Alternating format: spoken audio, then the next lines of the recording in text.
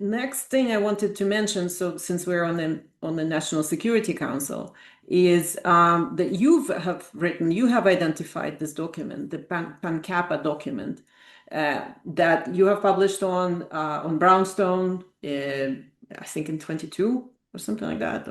Yep. Yeah.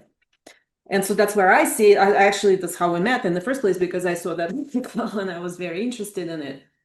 And so I keep reminding people that the evidence that Fauci was not in charge is based on that particular finding of PanCAP document and the fact that it has an org chart. It has a very convoluted org chart that shows who's in charge and who's not in charge. And Fauci clearly is not in charge. Do you want me to share that? Yeah, actually, if you have it. Well, you want me to share it? Okay. And while I'm trying to share it, PanCAP, it's the PanCAP-A, and that is the Pandemic Crisis Action Plan is what it is. And I just want to note that recently attention has been called to that document as if that document were the United States government's public health plan for pandemics. And the whole point of my, research into that document and my discoveries about that document are that actually that document shows that they took a public health planning document and turned it into, or started to turn it into, they didn't completely finish it,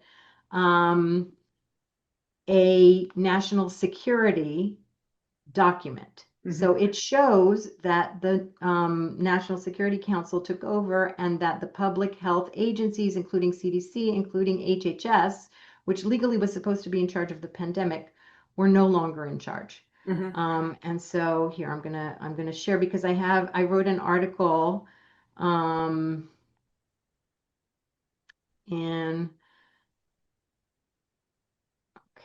wrote an article about the June 2024 amazing questioning of Fauci by that subcommittee that we mentioned that loved the vaccines very much. I wrote, Fauci was not in charge of COVID policy. The National Security Council was. This got 1,000 likes.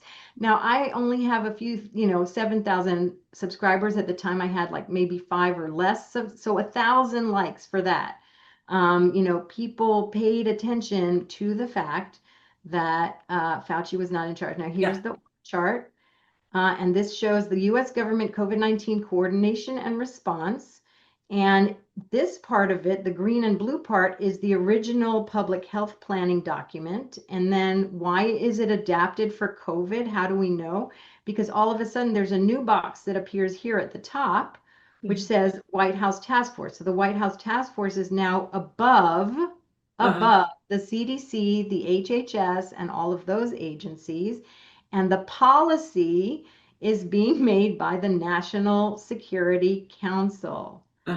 So, Fauci has his foot in all of these places, but he is not in charge. The person who was in charge of the White House Task Force, which sits at the top here, or at least the public-facing person, was Deborah Birx. She came from USAID, which we now all know, I think, is a CIA front. We also know that Trump took out some of his rage against Deborah Birx by dismantling, or so-called dismantling, USAID. That doesn't mean the CIA isn't doing the same things that it did through USAID, through other government agencies and covert operations. It's doing the same things. Dismantling USAID is great. I'm not against it. But on the other hand, it has really no impact on what the CIA or the biodefense public-private partnership is doing. So we have to remember that. So this is the org chart that you So this is the org chart. Again, it's an official government document. It's nothing to argue with. We didn't make it up. And if somebody in good faith has seen it, they can no longer go back and say it could be anything. We still have a lot of questions. Fauci still could be potentially in charge. No, that's not a good faith approach. That's a propaganda approach. to try to pretend we still have questions to ask. No, the questions have been answered. You have the answer. The National Security Council is in charge of COVID response policy. It's a National Security Council is an advisory body to the U.S. President, consists only of heads of military and intelligence agencies, supposed to advise him on foreign policy and terrorism. And that's, this is how COVID was treated internally by the US government, while presenting the fake front of public health activities to the public. And the fake front is in the green here by HHS and CDC representatives, of which Fauci was a major spokesperson, obviously. So he's a talking head, the spokesperson, the front man, the little tiny Napoleon megalomaniac, but he had no decision-making authority. Not only did he not have any decision-making authority, Sasha, well, the very interesting thing is that the task force also took over all communications. Mm-hmm. So anything that he said, literally anything that he said, Robert Redfield said, any of the people from the health agencies, anything that they said about policy, about masks, about distancing, about cases, about anything at all, it all came from the task force. That was a decree that came down, and they weren't allowed to have their own press conferences. They weren't allowed to say anything at all that wasn't cleared first through the task force. So the policy and the communications were all controlled by the National Security Council, basically. Yeah. So I also ran a query in the document asking what was mentioned about National Security Council. The document being the diary. The diaries, yeah. So the answer that I have here from the automatic query is Fauci participated in policy coordination committee meetings, which is not NSC, is the PCC, which was scheduled by February 5th. February 5th is not mentioned because we know it doesn't exist in the diary, but the query returned that he had several PCC meetings in January with Anthony Ruggiero, and then it attended another couple of meetings with Ruggiero on the same topics. He had meetings with NSC leadership, so he received communications from them and directions from them. On January 27th, 2020, he attended White House meeting via SCIF, which is the secure facility. Okay, so that's a very important date, Sasha, because that's the date that Deborah Birx was appointed. Exactly. And interestingly, the meeting was with Matt Pottinger, who brought Deborah Birx. Yeah, and found her. She was his wife's friend, something. Yeah. So here on January 27th, Fauci meets with Matt Pottinger to discuss closing borders to travelers from China. On July 16th, 2020, he participated in a teleconference with Pottinger and National Security Advisor Bob O'Brien, again, regarding travel between the US and Europe. And that's a matter that National Security Council deals with, and it's there were like 3 subcategories. One was weapons of mass destruction, and one of them was called BATS, which is all this travel restrictions. Travel, that's right. Yeah, so he met twice with the representatives about that particular issue, travel restrictions. And then he participated in interagency policy committee meetings. Again, it's interagency, so the NSC decides in secret, and then they go and they distribute the policy decisions to underlings and through various interagency and other group meetings.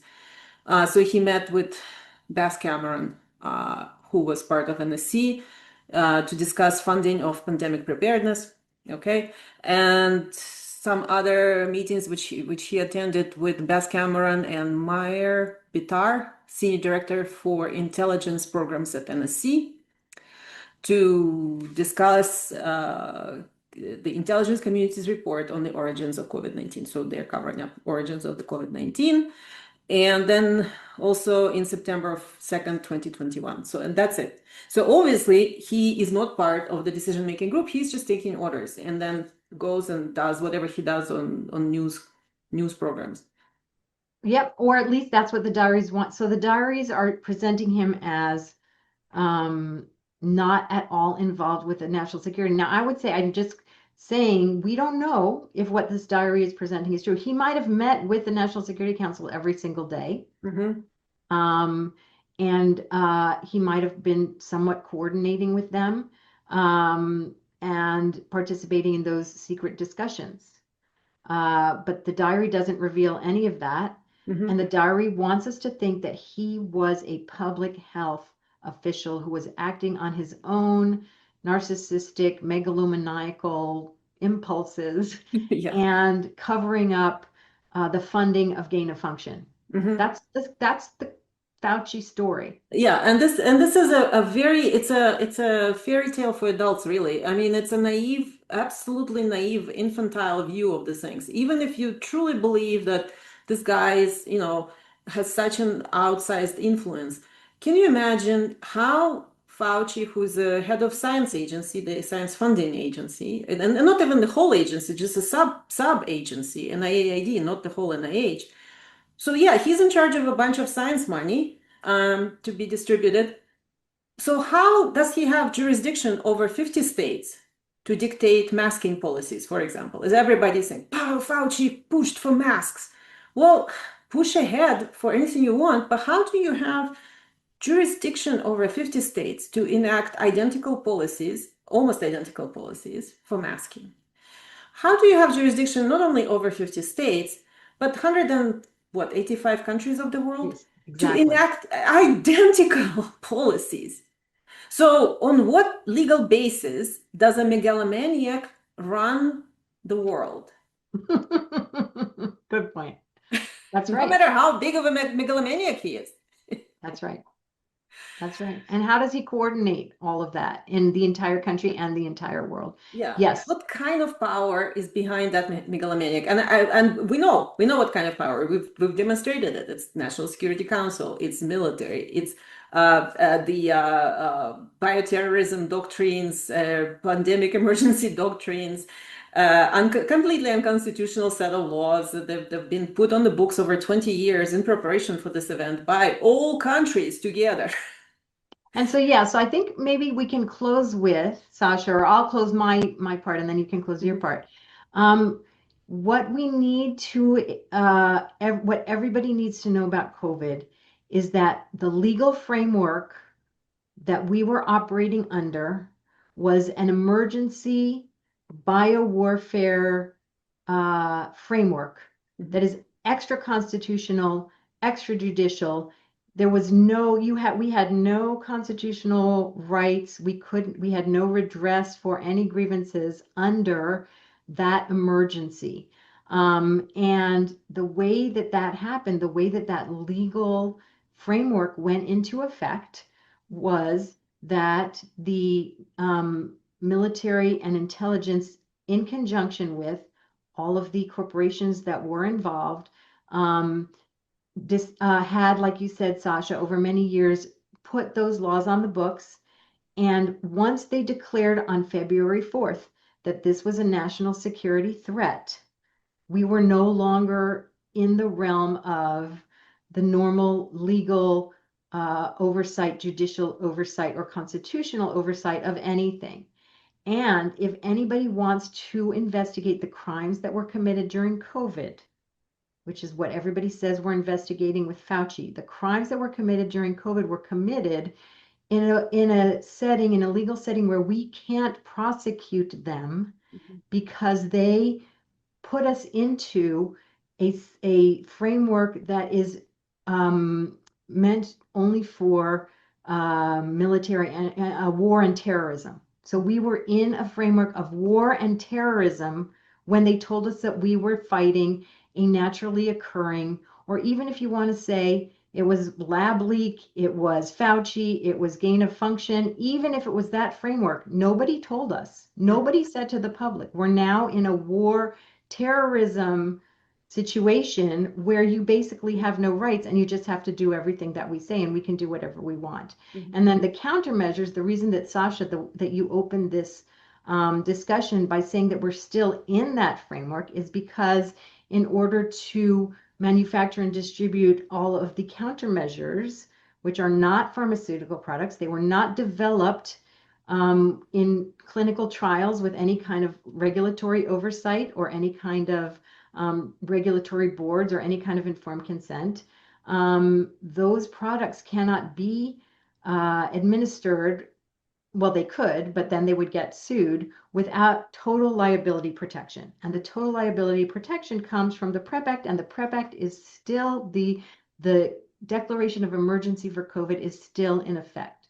So the legal framework that I mentioned and that I'm trying to really call awareness to, the legal framework of we are in a war/terrorism situation in which no laws apply except whatever emergency, rules and regulations we want to enact. That is still in effect when it comes to any product that is being used as a countermeasure for COVID, and that includes mRNA. And so that's and Fauci knows that. Okay, so if you want to find out what the crimes of COVID were, and I'm not even saying that we can ever get justice for them, but at least find out what they were, you need to ask Fauci about that. What happened on February 4th? What happened when we went into this extra constitutional, extra legal framework? And what were the activities that were done under that framework? That's what we need to know. And that's all secret, as Sasha also, as you said, everything starting in January 2020, all of the meetings, the real meetings, not the fake public health meetings, but the National Security Council meetings about COVID in January 2020, no deaths, no illness in the United States. January 2020, they classified all the meetings. So and it's still classified. How about Rand Paul? How about you get some of those documents? Yeah, and another interesting factoid, which is in the diaries, and actually I because it's one of the queries I ran, because the next knee-jerk emotional response everybody wants, or the powers that are conducting this operation want the public to have, is after blaming Fauci, everybody wants to blame pharma. Everybody wants to, everybody on House Freedom side wants to represent this as corrupt pharma, wanted a lot of money, and ran this whole thing, and they colluded with FDA, but they really control the FDA because they paid the FDA, it's a revolving door. All these narratives saying it's pharma, bad pharma. Now, here's in Fauci's diary, we have Fauci referencing the Defense Production Act. The Defense Production Act, which is a law under which, in the state of war, United States can commandeer private sector, or it's identical in Europe as well. So the government can commandeer the private sector in event of war, to tell them to do whatever they need to do, produce whatever they need to produce for military response and military support, and the private sector cannot say no. And the private sector is obligated to deliver whatever the under Defense Production Act the government asks them to do. So here Fauci references the Defense Production Act a couple of times. Most importantly, so the President Trump invoked Defense Production Act on March 27th, 2020. So since March 27th, 2020, there is no private pharma. They become part of US government. They're owned by the US government, and they do what US government tells them to do. And so in this case, Trump invoked it first to require General Motors to produce ventilators. General Motors doesn't manufacture ventilators, but they said, well, guess what? You have no say, drop everything, manufacture ventilators. And they did.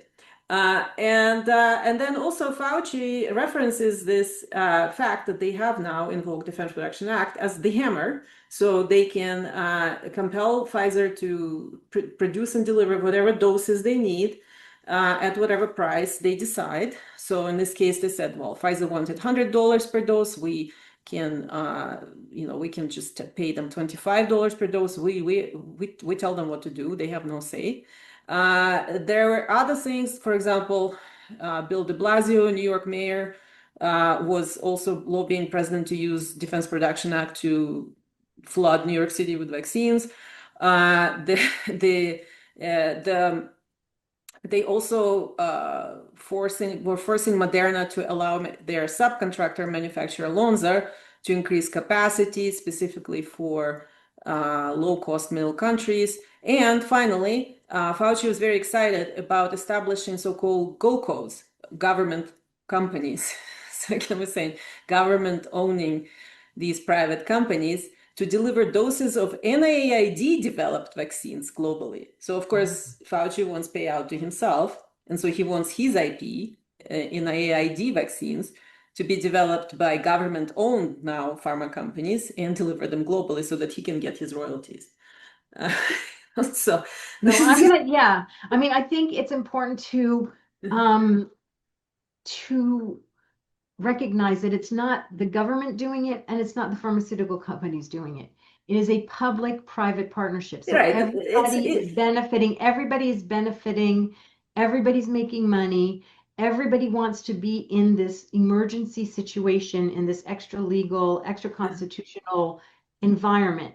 The government is where that extra legal environment is created because the government has the power to declare all the laws. Exactly the point. It's not like the pharmaceutical companies are fighting against it. No, they're not fighting against it at all. No, and I'm not saying they're victims of it. They're willing and very happy participants because they've made billions and billions of dollars through this method.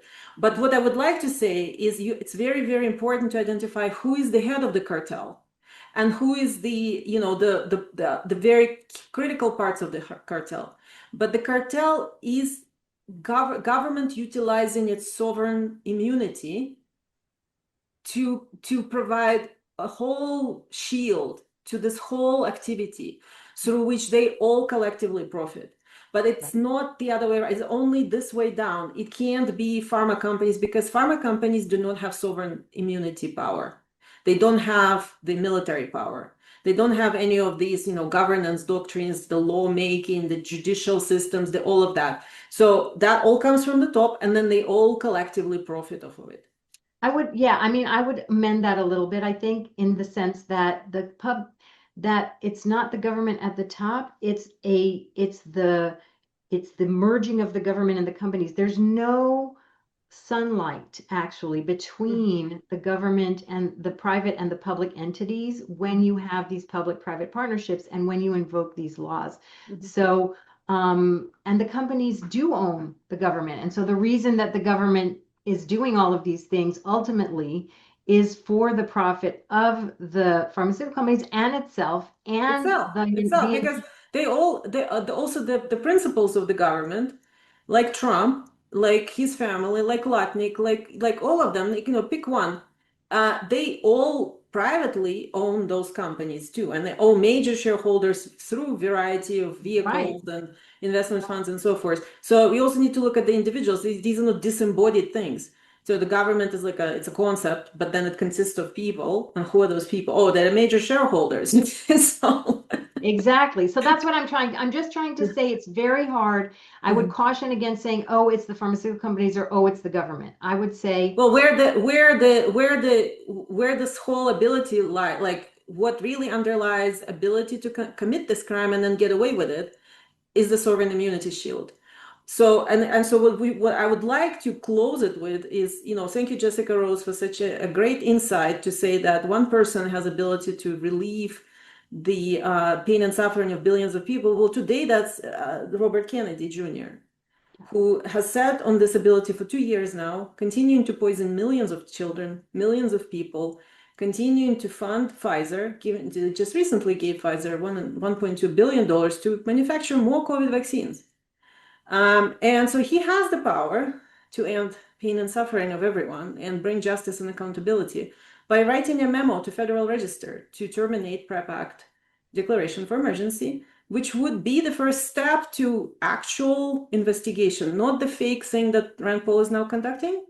Political theater, blame Biden, say vaccines are wonderful, but COVID was, gain of function, something. But real investigation into everything that we have just discussed. So he has that power and he has not used it, and he's not planning to, because I've had discussions with him about it. It's very clear that he has no interest in doing so. So that's what I would like to close with. So what I would like to recommend to everyone is to share this information, discuss it honestly, discuss it openly. Please read our COVID dossier, start investigation from there, stop participating in this ridiculous clown show.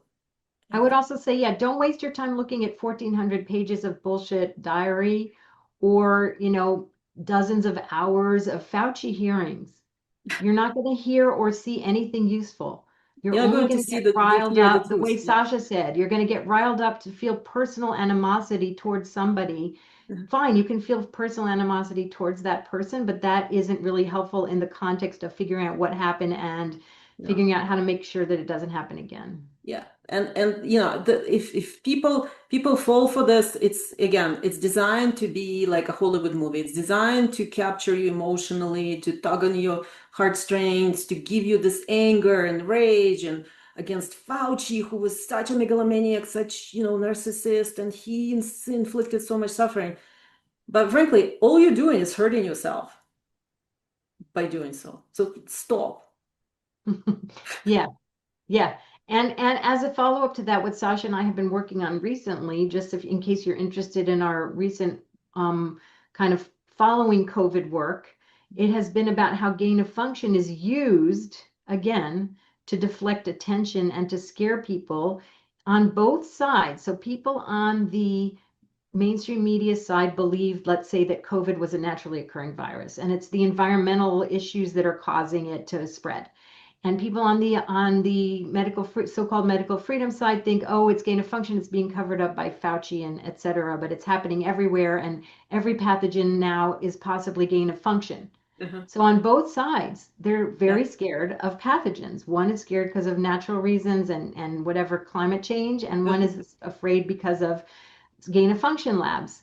Those are two sides of the exact same propaganda that Sasha and I are working now on various aspects of to show neither side, both of those are false narratives that are intended to make you so scared that you're happy when RFK Jr. says that he's fast tracking a treatment for something. Yeah. Anybody who says they're fast tracking a treatment for something, you need to run away in the other direction. Exactly. So exactly. I mean, if you're cheering the fast tracking of anything, whether you think it's for natural diseases or you think it's for gain of function diseases, if you're cheering anything that the public health agencies are doing in terms of scaring people, in terms of increasing panic, and in terms of saying that they're going to find a cure really fast, then that's what the aim of the propaganda is. To make you, and it's not just to fast track, meaning to remove regulations and remove any oversight of any manufacturing or anything. It's also the ultimate goal of Rand Paul's fake investigation is to normalize, solidify, legitimize the overturning of the U.S. Constitution, removal of our rights under the doctrine of pandemic emergency. Yeah. Because they're going to say, ultimately, the storyline is going to be like this.